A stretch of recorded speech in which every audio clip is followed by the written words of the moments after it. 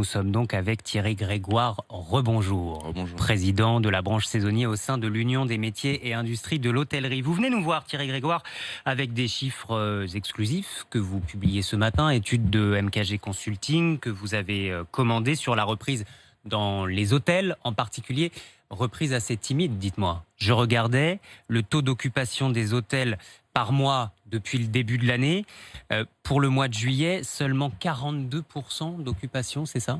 Oui, 42%, c'est une moyenne, mais ça peut être à 15%, 20%, 25% en fonction des villes où on est. Donc c'est pas une reprise, c'est juste le constat froid et brutal des chiffres et de la réalité. Alors il y a eu le temps du confinement qui était nécessaire, il y a le temps de la reprise, on n'est pas dans le temps de la relance, que les conditions de la relance ne sont pas toutes réunies. Donc qu'est-ce que ça montre ? Ça montre qu'aujourd'hui, malgré, on parle de tourisme, de loisirs, mais on a aussi tout un pan de notre économie, d'hôtels, de restaurants, qui vivent de tourisme d'affaires. Et donc les chiffres sont là. Quand vous avez 15-20% ou 30 jusqu'à 30% de niveau de loyer que vous ne pouvez pas payer, mais que vous devez payer, que vous avez votre masse salariale qui pèse entre 20, 25, 30%, mais qui est pris en charge par activité partielle, et que vous faites que 15% de taux d'occupation, 20%, vous voyez bien que vous avez une équation. Il n'y a pas besoin d'être grand mathématicien ni d'être énarque pour comprendre c'est quoi au bout. Ça veut dire c'est pas la case plan de relance, c'est la case à la rentrée. Ça s'appelle cessation de paiement, ça s'appelle barre du tribunal et ça s'appelle procédure collective. Il y en a déjà beaucoup, Thierry Grégoire. Il va y en avoir. Là, on est dans le temps pour l'instant de la pause judiciaire qui va arriver. Vous avez déjà une projection ? Moi, je sais que c'est une tradition de pousser un coup de gueule ici chez vous sur votre antenne. C'est pas un coup de gueule, parce qu'il faut garder son calme. C'est pas une obligation non plus. C'est pas une obligation. Mais on dit depuis le début. Oui, bien sûr, le confinement était nécessaire pour des raisons d'urgence sanitaire. Le droit d'exploiter nous a été retiré de façon légitime. Mais à côté de ça, malgré les 15 milliards qui ont été donnés, c'est des prêts. Des prêts, ça reste de la dette, et la dette, ça se rembourse. À côté de ça, nous n'avons pas traité. Et le sujet, nous le disons à l'UMI depuis le début, la bombe nucléaire à retardement qui explosera dans les comptes d'exploitation des hôtels, cafés, restaurants, mais d'autres entreprises, des toutes petites et moyennes entreprises de ce pays, ce sont les loyers, la relation avec les bailleurs.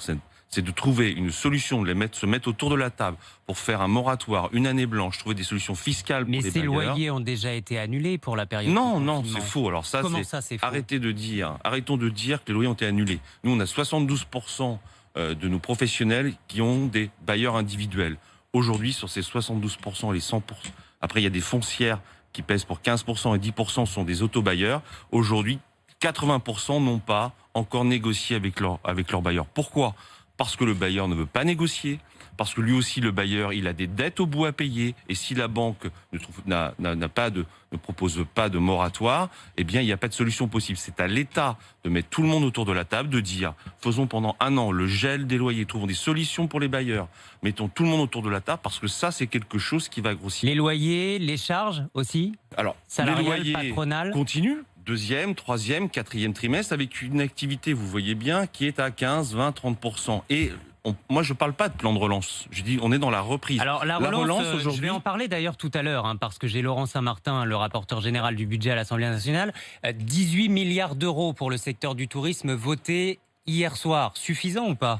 D'abord, c'est largement pas suffisant parce que c'est beaucoup de dettes, il y a beaucoup d'exonérations, mais qui ne concernent que le deuxième trimestre. Nous, ce que nous disons, c'est que la relance n'est pas là. D'abord parce que on a toujours l'entravement à la mobilité internationale. Je prends un exemple dans le secteur de la restauration. Je prends l'exemple de Toulouse, de Bordeaux, qui sont dépendants de filières industrielles comme l'aéronautique. J'étais hier à Toulouse, il n'y a même pas 10% de trafic. Plus de 60% des hôtels sont fermés. Le groupe Airbus lance un plan social. Des groupes comme Safran aujourd'hui sont en difficulté. Dans la les grandes clientèle villes, internationale ne revient pas. Il n'y a pas d'événement, il n'y a pas d'événementiel, il n'y a pas de congrès, il n'y a pas de parc d'exposition. Le loisir tourisme ne représente qu'un pan de notre économie. Il y a tout le reste. Donc il faut froidement analyser les choses.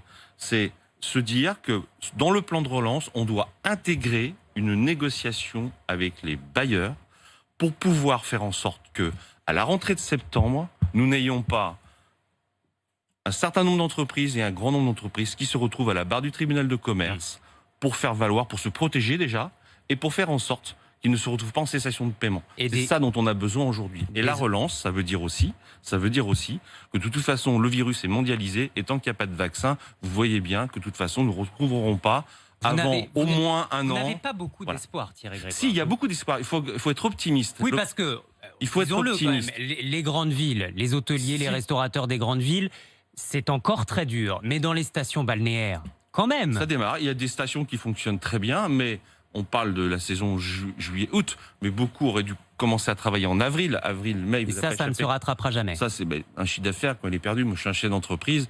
Mes établissements sont fermés actuellement. Je ne rouvrirai pas avant septembre. Et je ne sais pas si je ferai 15-20%. Si c'est 15-20%, je ferai comme beaucoup, on refermera.